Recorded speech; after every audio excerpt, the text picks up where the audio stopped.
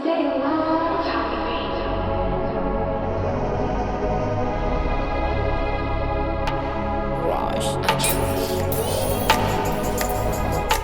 Everyone, welcome to the Stay a While table. I am Tommi Vincent, your host, and I am delighted today to have Davia Roberts.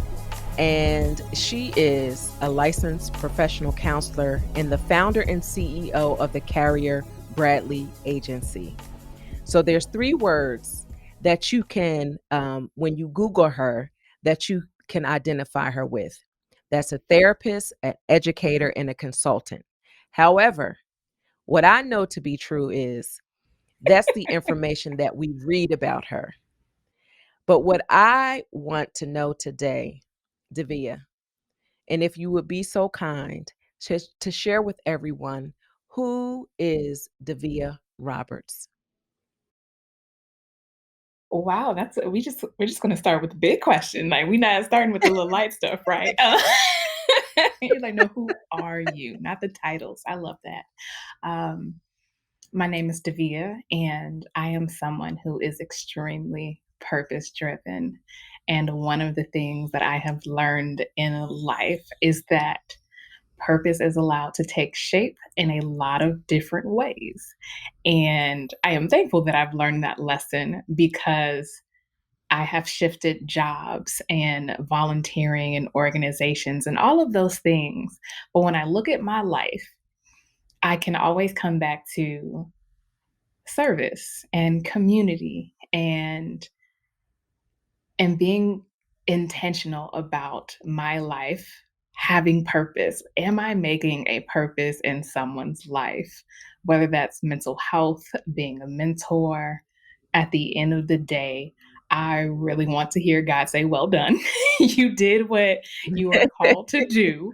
Um, and I made a difference. Like it's really important to not just accumulate titles and, awards or certifications, but for people to see the work and for it to have an impact that it truly does change them. So that's who I am, someone trying to have impact. I'm all about the impact. And for me, I nurture people through food. I nurture community through food. And so before we get into the main course of this conversation, I would like to start with the segment Food is Love, because for me, that is how I love people to life. And I have a few questions I'm going to ask you. And the first one is, what food best describes your personality and why? That is such a hard question. Off the record, I had prepared and listened to other episodes. I was like, okay, my favorite food. I'll be ready. Um, and now I'm like, okay, now I got to think. I would say it's actually funny. One of my favorite foods is actually the one that best describes my personality, which I would say is macaroni and cheese. It is that comfort food. It is that food that symbolizes home for me. And the reason I say it represents my personality is because not only when I get to know people intimately, oh no, like I am home for a lot of people and there is comfort and there is ease there. I am also decadent. Not everyone can handle all of me. And me being okay that I am going to be, the life of the party for some, and others are going to say, you know what, that's a lot for me. I'm going to pass. And me being able to own that, I am okay. I am okay with that. Listen, you just made that macaroni and cheese taste so good. In my mind, I'm like, I want some of that macaroni and cheese. So, wow, I never heard macaroni and cheese described like that. Like that's what we Name need. one recipe. Name one recipe that is special to you and why. The first thing that comes to mind is this cake that my mother and I would make together during the holidays. Mind you, I never remember the name of the cake. I always have to do it with my mom. Um, but the reason that I love that recipe is simply because we do it together. It's something we look forward to. I mean, the cake is slamming, but there is something about she and I doing it together and it becoming simply one of our traditions. It's just ours, and that's nice to have. Yeah, food is such a connective tissue. In particular, when there are recipes tied to them in family, and everyone has a memory that they can tie back to food. But when there's a memory tied back to a recipe, the connective tissue is something that keeps us connected for life. And we have the ability to grow that tissue by continuing to pass those recipes forward. That's one of the things that is very important to me. I believe that our recipes are heirlooms.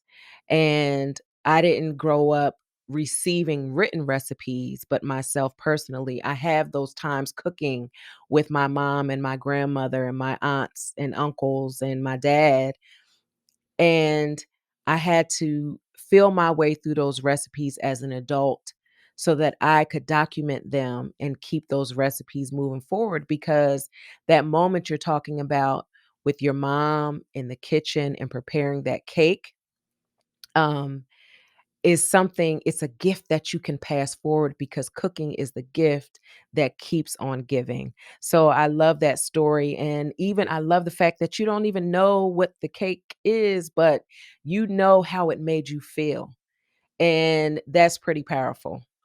Thank you. Was there ever a time in your life when food was healing for you?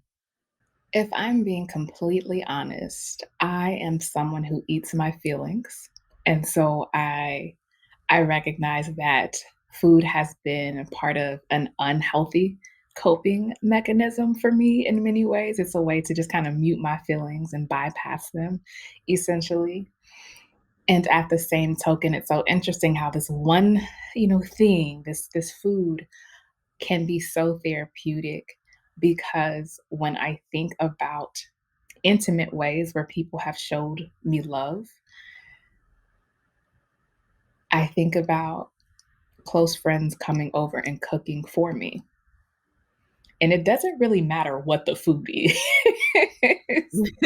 but it's a home cooked meal that is therapeutic for me.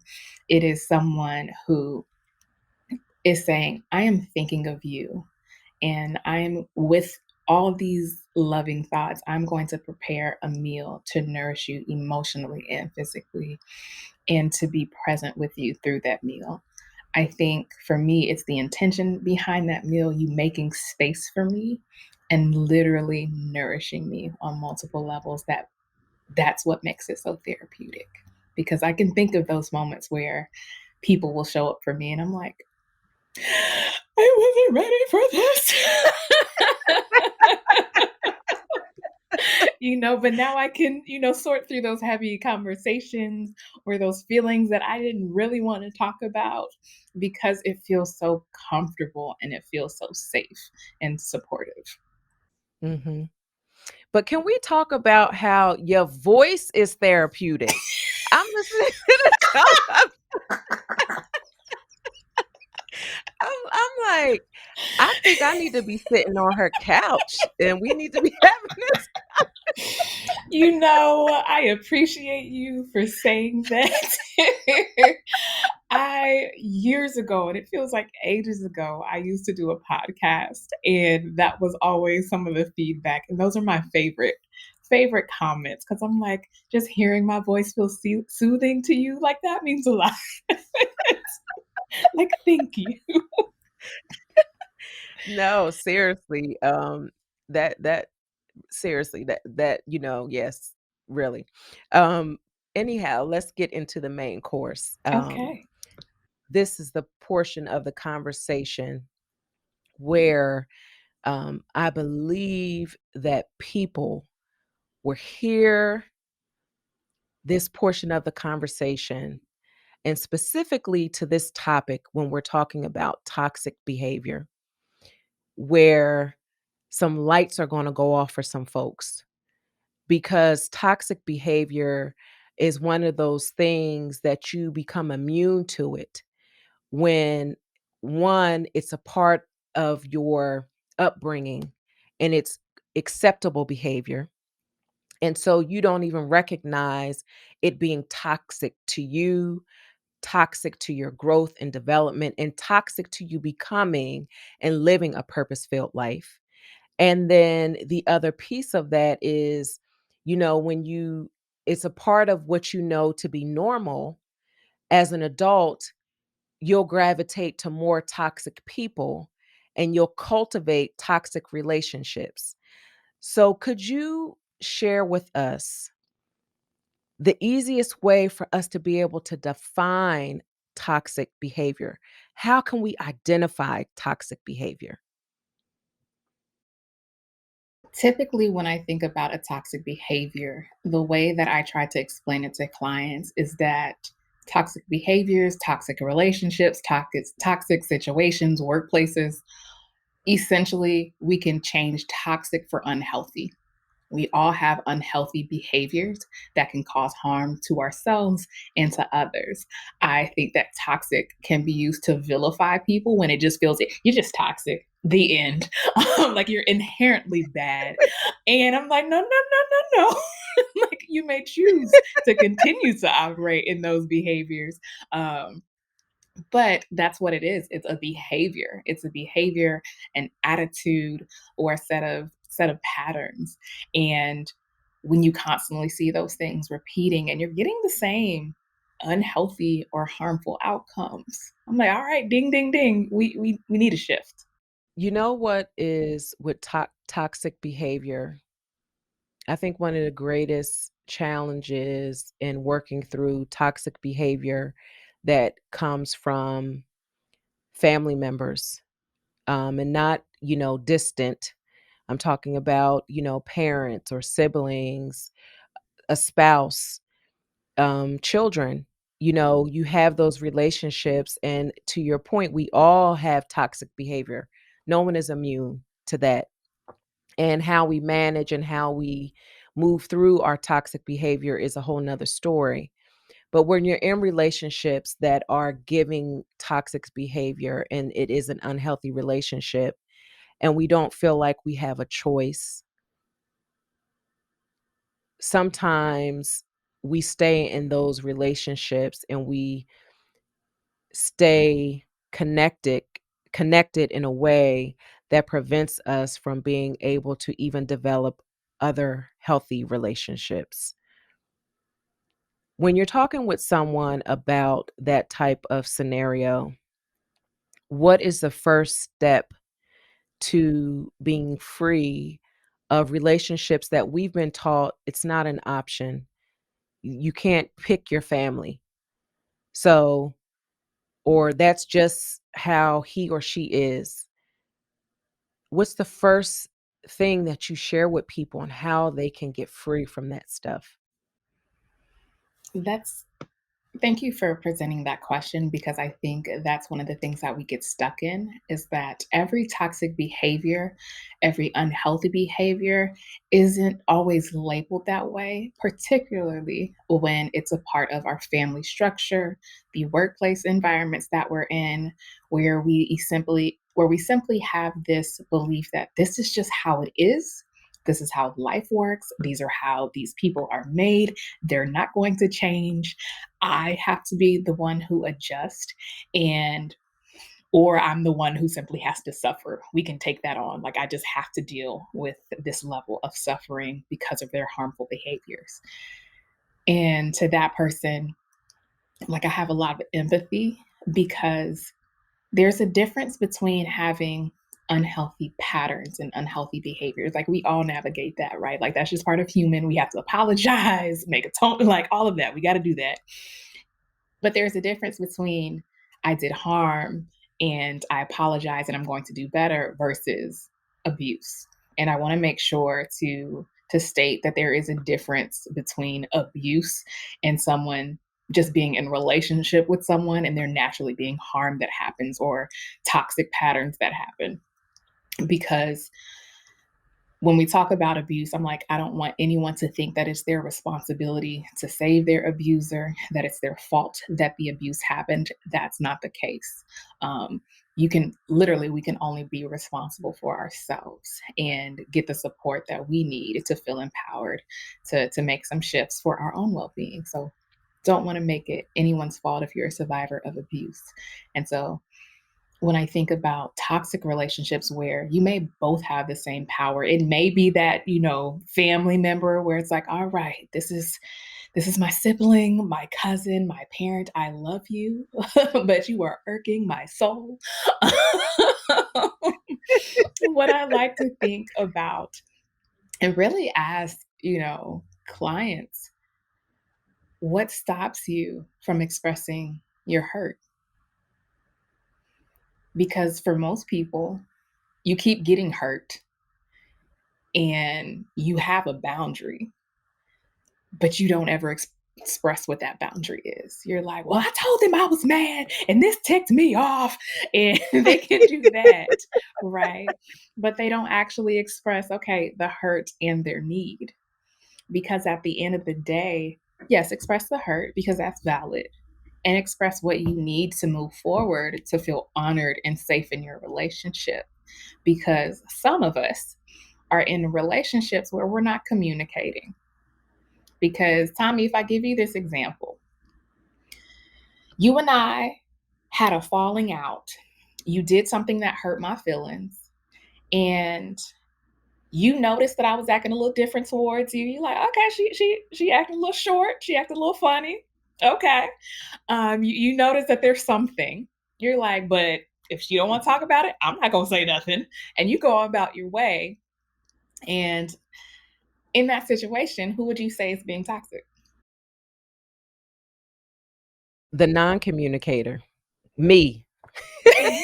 So Tommi, you would be the toxic one. Guess what? I would say Yes. that both of us are, because you caused harm that may have not been intentional. It could have been you said something that hurt my feelings, and you're like, you may not know exactly what that thing is, but you notice I'm acting different. And you're like, okay, I don't know what this is. But I also have a choice to say something, to express it, instead of penalizing you, being passive aggressive, or giving you the silent treatment. Both of us have options. And I think for a lot of us, it can be easy to put the responsibility on the person who caused harm, because they do have a responsibility to own it. But sometimes it's not intentional. But in addition to that, we all have different boundaries. And there are certain things that people can do in one relationship that's acceptable for all parties involved and not acceptable in another relationship. But if we don't communicate what those things are, we're going to continue to be in a toxic relationship because we're both contributing to this pattern of frustration, not having healthy boundaries or healthy communication. And so, for many of us, I think it's important to figure out or just start with the question, one, what's really bothering me in the situation? What do I need to communicate as far as my hurt? And what do I need to communicate for my boundary or my need moving forward so we can have a healthy relationship? And lastly, if that doesn't change, what am I willing to do about it? And that's where Mhm. most of us get a little, Mhm. little tricky. Like, but what if they don't honor it? Then what? Yeah, that that triggers a level of fear, because if you're processing that way and you're there, it's like a sequence of questions that you just listed out, but that last one is there's gonna be, if it doesn't change, then I have to make a decision. And that for some people is extremely, creates a lot of fear. And then also when you're talking, it's like there's a level of maturity that comes with handling yourself and your relationships in a way that's loving. And part of it, part of my challenge would be, and this is definitely, I'm speaking of Tommi, of old. I'm much better in this area of my life now, but there was a time when I grew up, it was very common in my house for if someone did something, it didn't matter if it was the parent or the kids, and it was something that you didn't like, you just stopped talking to them for weeks at a time. You just stop talking. And then it's like time goes by and then you just start back talking again, but whatever took place was never addressed. And so it just continues to keep pressing down and you keep piling on and adding on. And I remember when I got married, I would do that in my marriage. If Troy did something that made me angry, then I would get an attitude and then I would stop talking for a week.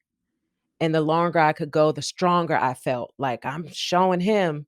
And But are you? no, I'm not, girl, I'm not. But that's what I'm You're like, not so much, not so Like, much. that's so immature. That's so immature. That's so childish. And but I really didn't think it was childish because I saw this is what I grew up in. You understand what I'm saying?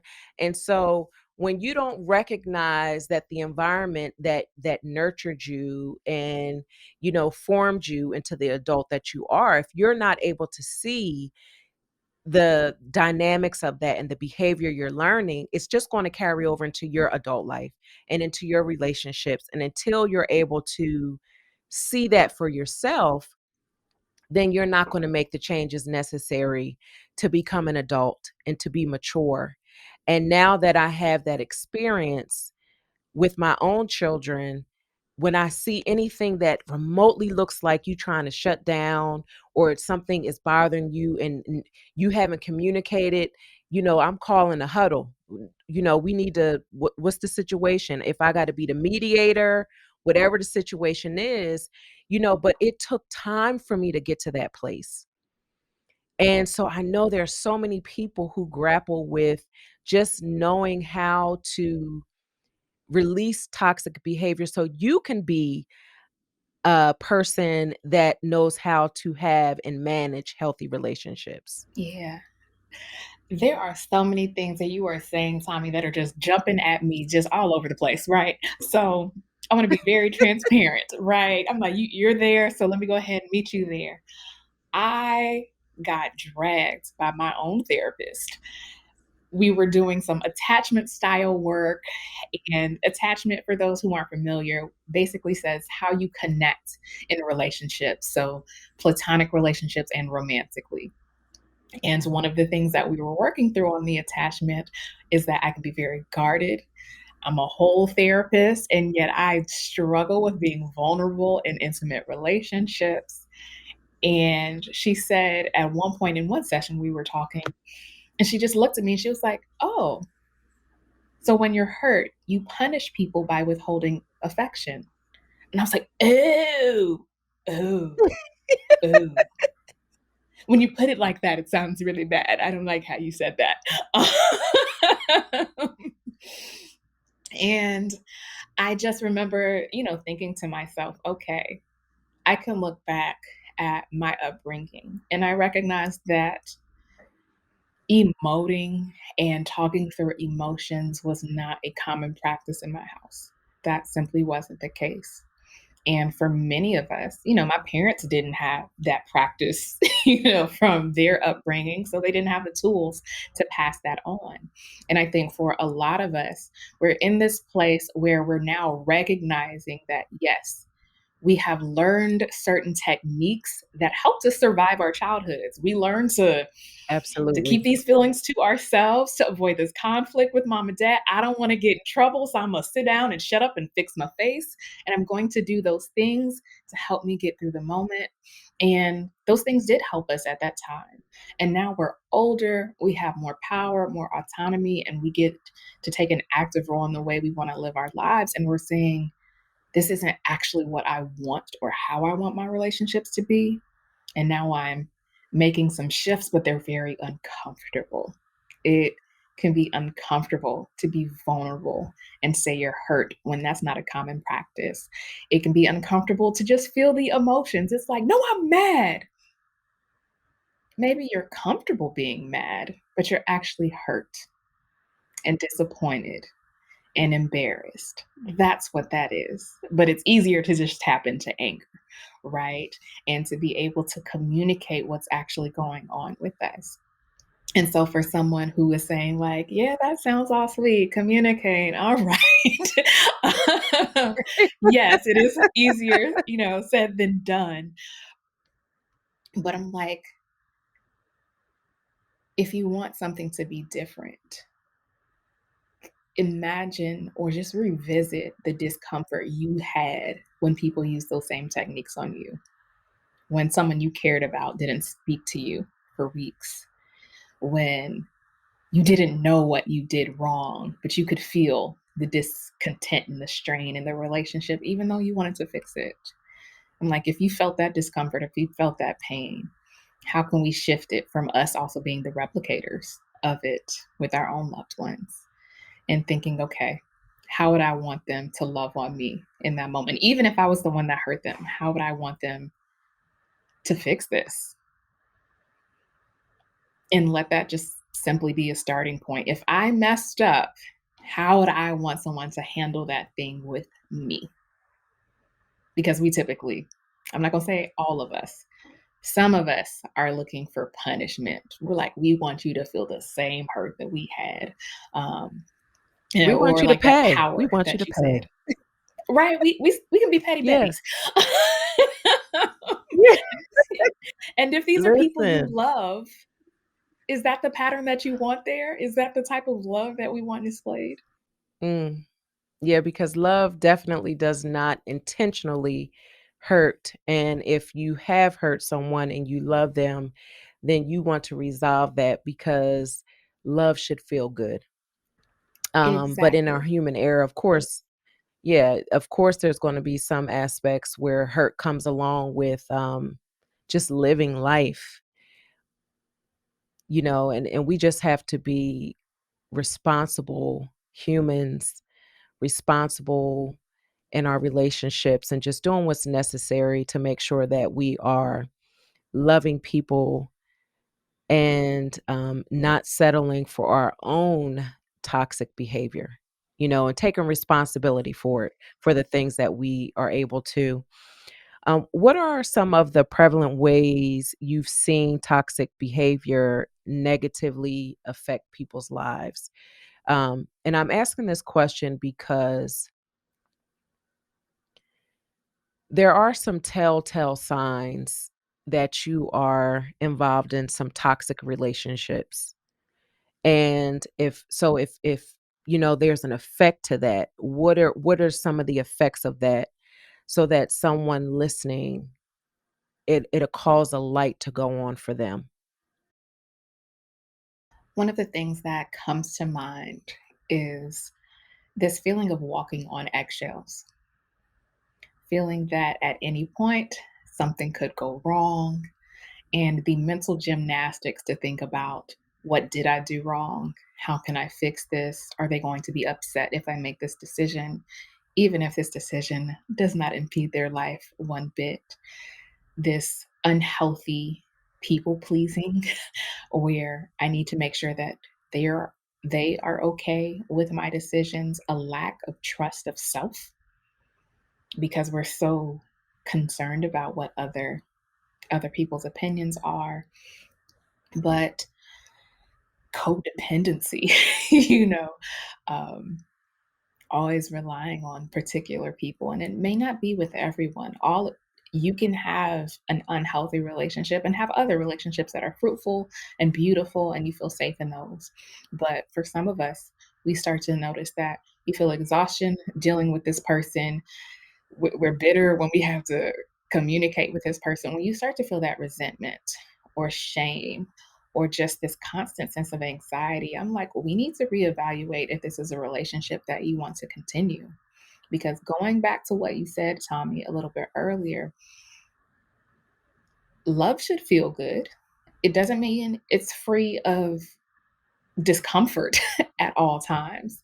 However, I think it's really important for us to remember that when we love people and we make a decision to love them well, that means that we can have heavy conversations, knowing that both of us have good intentions for one another because there's an understood love there.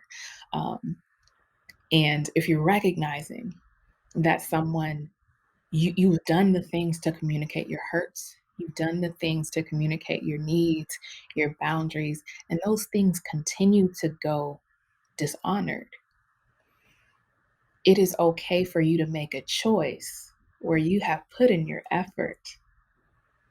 It is okay to make a choice to honor yourself if they are unwilling to honor you. And that could be through distancing yourself, I only communicate in a certain way, or completely ending that relationship. And yes, that does include family. I know that's a hard one for some people, but they're my mom. I could never. Um, and I get that, like, it's going to be difficult. And at the same time, some people are literally sacrificing their health because of unhealthy attachments and essentially abuse that they feel they have to endure. When it is okay, you're not a bad person to end a relationship that essentially will not uncling. It just clings to this desire to be unchanging, even though they know it hurts you. It's okay to let those go. It's okay. That's and you have to give yourself permission to do that. You have to, we have to authorize ourselves, because the power is in us to make those decisions. And when you're in toxic relationships, and I speak from a place of not of what I heard, based off of what I know, because I've had enough toxic relationships in my life that this was something that I had to work through. And therapy definitely helped me get to this place where recognizing that I have the power to decide what is best for me. I have the right over myself to make sure that I'm okay. And after you've expressed yourself, after you've, put everything on the table, you can't make people respond um, a certain way. And that's the part you also have to be good with, the response or lack thereof. Like, that can't keep you from doing what you need to do or cause you to regress in your progress because they deny or they, continue to mistreat you. That is what it is. But what we're doing and the work that we're putting in to create these boundaries for ourselves and to release the toxic relationships, it's all about making sure that we're okay and making sure that we put ourselves in a position to live thriving lives. Not that will be absent of discomfort. Like you said, that's part of living. But when you can control what you're taking in and what you're allowing people to do to you, then make the choice to do it in a way that the people that have your ear, that have space in your life, that they're treating you properly. Honestly, because we can't control anyone's actions. Like, we simply can't do that. But what I control is how much access I allow you to have of me. I allow, Mhm. if we're going to have an intimate relationship or not. I get to control that.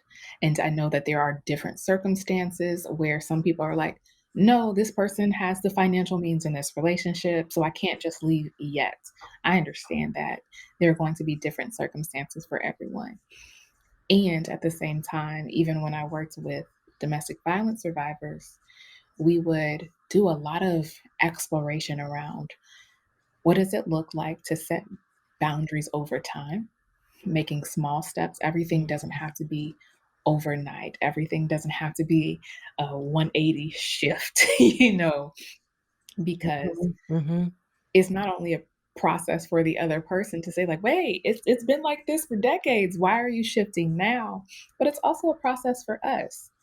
We're also going to stumble when it comes to figuring out what are those things that we actually need because often we haven't had to think about them. We've simply thought about the other person's needs or how to avoid the conflict or how Mhm. to squash the conflict.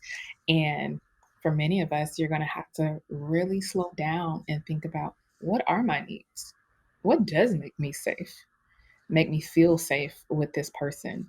Um, what would make me feel honored? How could we, have a healthier relationship?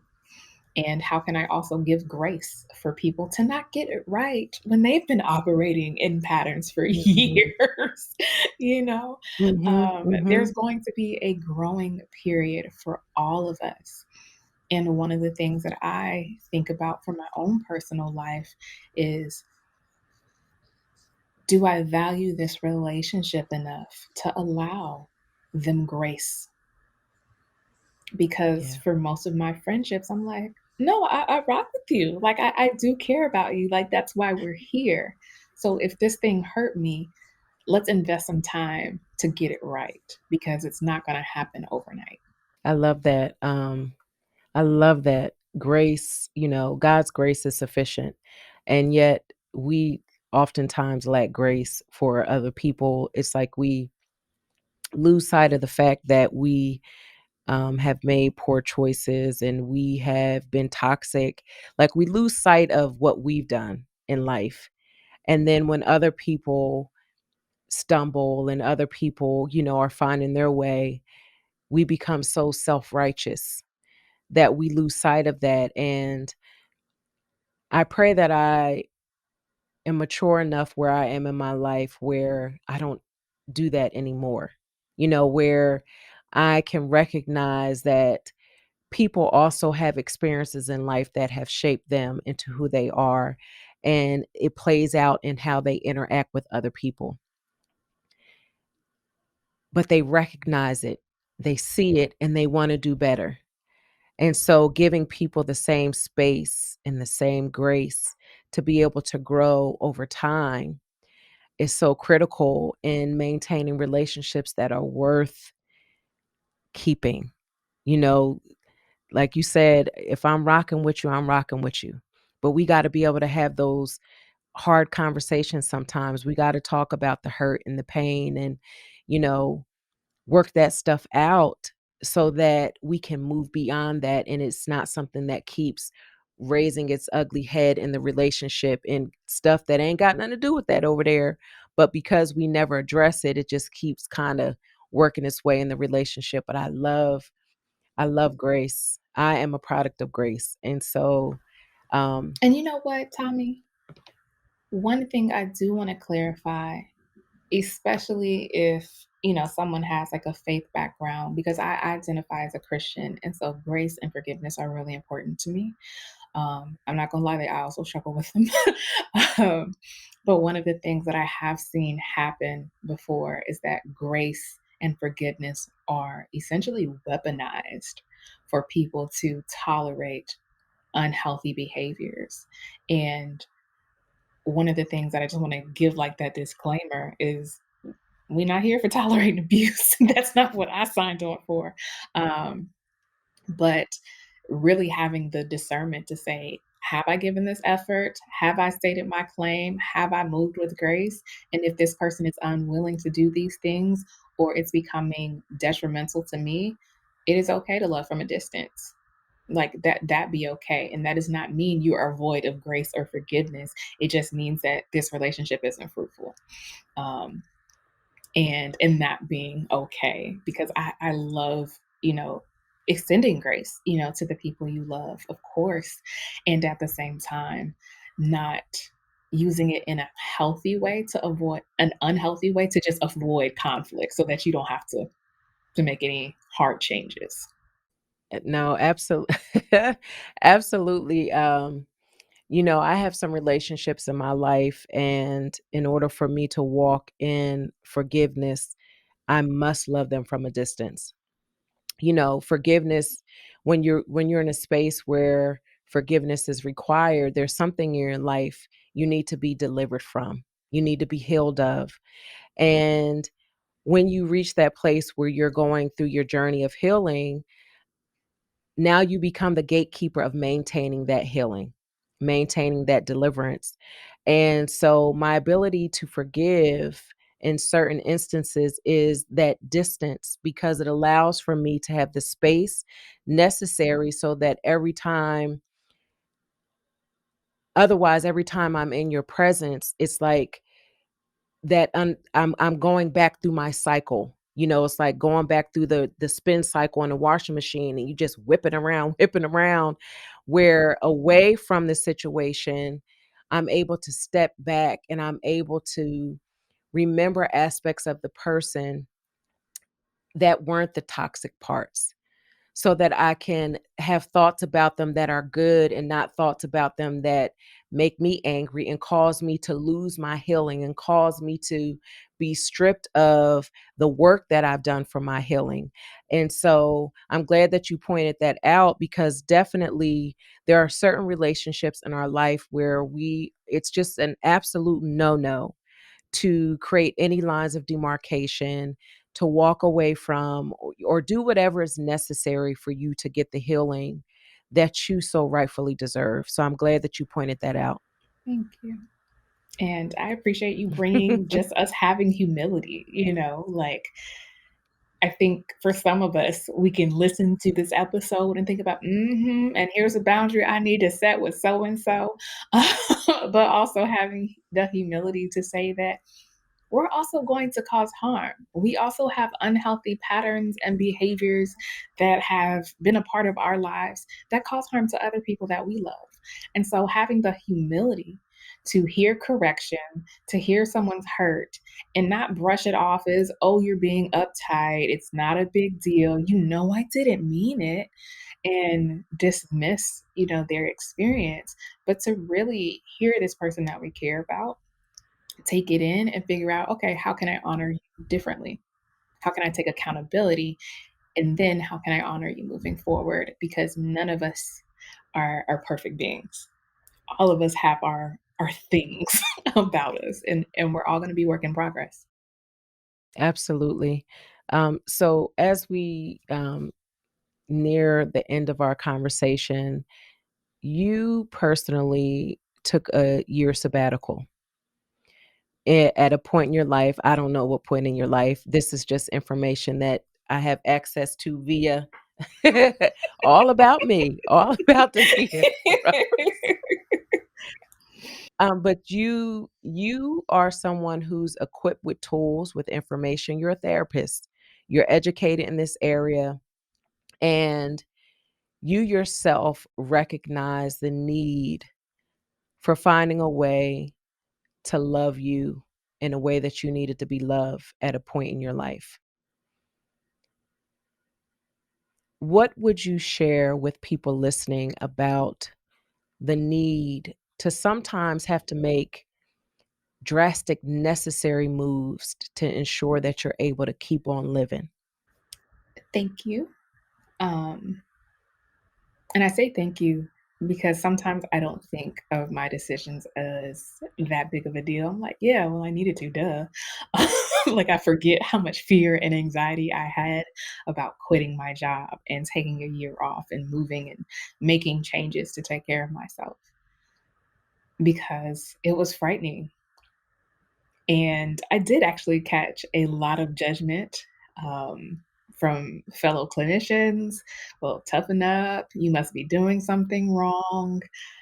And at the end of the day, I am so happy with my decision because at that time in my life, I was extremely burnt out. I was exhausted. I did not feel like I was at home anywhere. Like nothing felt restful, nothing felt peaceful on a truly deep, holistic level. And I knew that despite what everybody else could see. Oh, you have your career, you're doing all of the things, but I know that something is missing. I feel this lack of peace. And I had to make a commitment to myself that if I feel this, do I want to keep living this empty life? I know that there are things that, pour into it, but is this good enough for me? And I said, no, this isn't. I deserve better. And of course, I'm still figuring out what are the things that make me feel well and whole. And I'm allowing that to keep shifting. And I think for some of us, we don't allow it to keep shifting. We are always growing and evolving. So the things that we need are going to change just like that. But coming back to the question of, do I have what I need? Not what will people think if I commit to myself, but do I have what I need? And what am I willing to do to get it? I made some radical choices and they were worth it. You chose you. And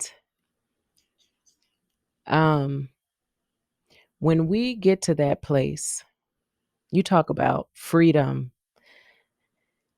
recognizing that you are the most important person in your life. It's very easy to identify other people around us and kind of make them the project, make them, you know, or the job. It could be anything where you take that and you make that the thing that you've elevated in your life and you give every ounce of your fiber, the fiber of your being to your heart and your soul. You give it to that thing and you neglect to love the most important person in your world, and that's you. I call it firsthand love. See, all that other stuff is secondhand love. But when you love yourself, that's firsthand love. You get it straight from the source. And it's something that is not encouraged in our society. Your decision that you made, even like you talked about, from a professional perspective, there were even some of your colleagues that was like, yo, like, you must be doing something wrong. Um, but for to be able to reject the rejection, because that's rejection, and to still move forward in what you knew was what was best for you is snatching back the power for your life. And so when we can get to that place, there's so much power and so much freedom in that. And that that is my desire for every woman out there, that she will get to that place and she will recognize that she is the most important person in her life. That's my desire. I just feel like I just listened to a whole sermon just in that little nugget. Just in that right there. I needed that. Thank you. That was, yeah, that's so much freedom. Is there anything else that you would like to share? Anything in your heart that you felt like, you know what, I should have said this or I want to say that? Anything that you want to share with the audience, please take this moment to do so. I feel like this could be a 3-day podcast with all the things I wish we could go into. But the one thing that pops into my head is follow the path of peace. When we think about unhealthy relationships, not only with others, but within ourselves, some of us have toxic beliefs about ourselves, limiting thoughts, self sabotaging behaviors. But if we allow ourselves to follow the path of peace, what practices feel peaceful? What relationships feel peaceful? What thoughts feel peaceful? If we could shift and navigate towards those, not just the ones that feel comfortable, not just the ones that we're used to, because there are some that we're like, it's peaceful. It's not. You're just used to it.